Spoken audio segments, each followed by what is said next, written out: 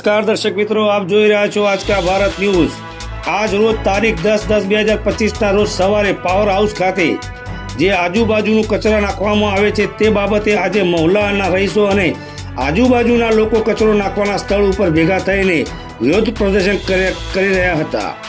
વિરોધ કરવાનું કારણ હતું કે કાજીવાડા વિસ્તારમાં અને આજુબાજુના વિસ્તારમાં આ કચરાની વાસ એટલી બધી ખરાબ આવે છે કે લોકોના ઘરમાં રહેવું ભારે પડી રહ્યું છે। માટે નગરપાલિકાને જાગૃત કરવા માટે અને બધા વિસ્તારના લોકો અહીંયા આવી અને વિરોધ કરવામાં આવેલ છે।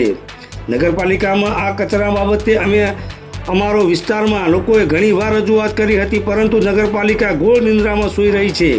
લોકોનું જે થવું હોય તે થાય, પણ અમે જાગીશું નહીં। ખાલી સ્વચ્છતાની મોટી વાતો કરવાવાળી નગરપાલિકાને જગાડવા માટે આ કાર્યક્રમ કરવામાં આવેલું છે। નગરપાલિકાના ચીફ ઓફિસરશ્રીને આજથી 2 દિવસ પહેલા અમે રૂબરૂ મુલાકાત કરી અને નગરપાલિકાના ચીફ ઓફિસરશ્રીએ આ વાતનું ધ્યાન દોરવામાં આવેલું। ત્યારે નગરપાલિકાના ચીફ ઓફિસરશ્રીએ અમને કહેવામાં આવેલું કે હું આજકાલમાં સ્થળની મુલાકાત લઈશ અને આનું નિવારણ દઈશ, પરંતુ આ વાતનું કોઈ પણ જાતનું નિવારણ આવતા આજે અમે કચરો જ્યાં નાખવામાં આવે છે ત્યાં બધા મહોલ્લાના લોકો અને આજુબાજુના લોકો ભેગા થઈને નગરપાલિકાને કહેવા માંગીએ છીએ કે જો હવે આ વિસ્તારમાં લોકો ખૂબ કંટાળી ગયા છે, જો અમારી સમસ્યાનું નિરાકરણ નહીં આવે તો ના છૂટકે અમારે નગરપાલિકાના અંદર કચરો લઈ અને આવવું પડશે, નહીંતર તો અમારે નગરપાલિકાના ગેટ ઉપર તાળું નહીં મારે તો અમારે તાળો પણ કદાચ મારવાનો વખત આવશે તેવું પણ તે લોકોએ જણાવ્યું હતું। તો પણ અમારી કારણે કંટાળી ગયા છીએ, માટે નગરપાલિકાના ચીફ ઓફિસરશ્રીને વાત કરવા માંગીએ છીએ કે અમારે વિસ્તારનું અને અમારા મહોલ્લાને તકલીફોને ધ્યાને લઈને તાત્કાલિક ધોરણે આનું નિરાકરણ કરવામાં આવે તેવી અમારી માંગણી છે।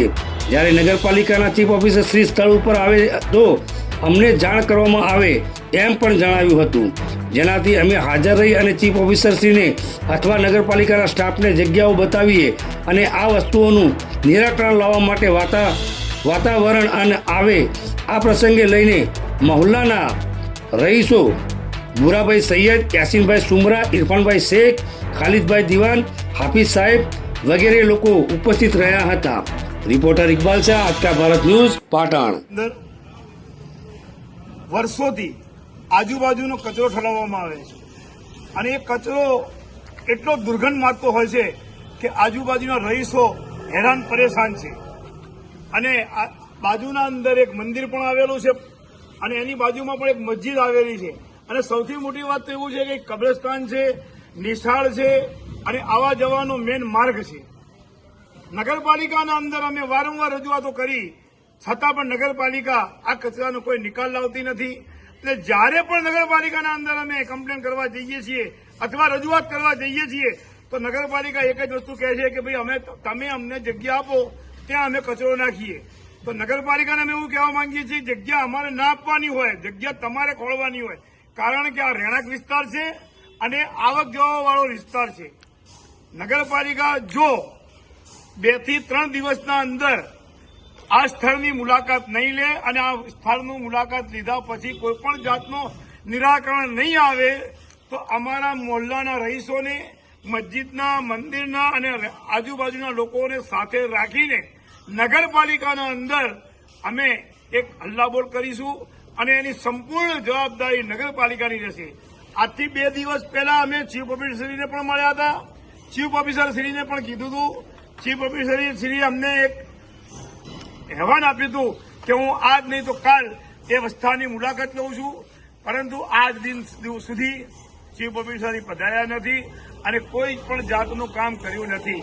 હવે અમે નગરપાલિકાને કહેવા માંગીએ છીએ કે આ વિસ્તારના અંદર કોઈ પણ જાતનો રોગચાળો નીકળે અથવા કોઈ નાના ભૂલકાઓ બીમાર પડી જાય, કોઈ જાનહાનિ થાય, તમે નજરે જોઈ શકો છો કેટલો ખરાબ કચરો છે અને ગાયો છે। રાતના સમયે, સાંજના સમયે તો એટલો બધો કચરો થઈ જાય છે કે લોકોને અહીંથી નીકળવું ભારે થઈ જાય। તો નગરપાલિકા તાત્કાલિક ધોરણે આ કચરાનો નિકાલ નહીં લાવે તો ના છૂટકે અમારે આ ગેટ બંધ કરવો પડશે અને ગેટ બંધ કરવાની જવાબદારી અમારી નગરપાલિકાની રહેશે, પરંતુ નગરપાલિકા નહીં કરે તેને પછી અમે નગરપાલિકાને ધ્યાન દોરીશું। અમે એટલું કહેવા માંગીએ છીએ નગરપાલિકાને કે તાત્કાલિક ધોરણે અમારી આ તકલીફોનું નિરાકરણ લાવે, નહીં તો પછી એની કોઈ પણ જાતની તકલીફ થશે, કોઈ પણ જાત બીમાર થશે, કોઈ પણ જાતનો રોગ ફાળો નીકળી શકશે. એની જવાબદારી સંપૂર્ણ નગરપાલિકાની રહેશે ને નગરપાલિકાની રહેશે.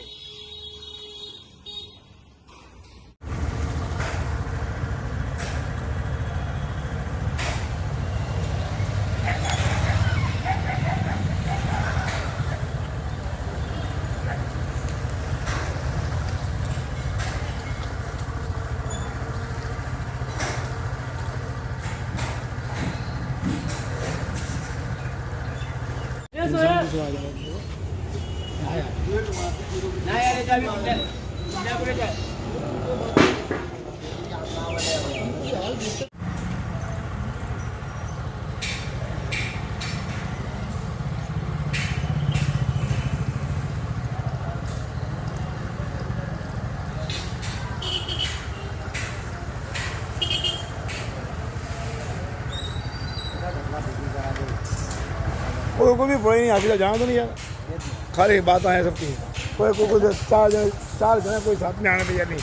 हाँ तो अपने तो क्या है, मस्जिद के हिसाब से लड़ने का है. जिसका रास्ता कोई ऐसे 50 जने आके बैठ जाओ नहीं शांति जी, रास्ता ना क्या इनके बाप के भी लाना पड़े, ताकि पब्लिक को कुछ कहते कुछ.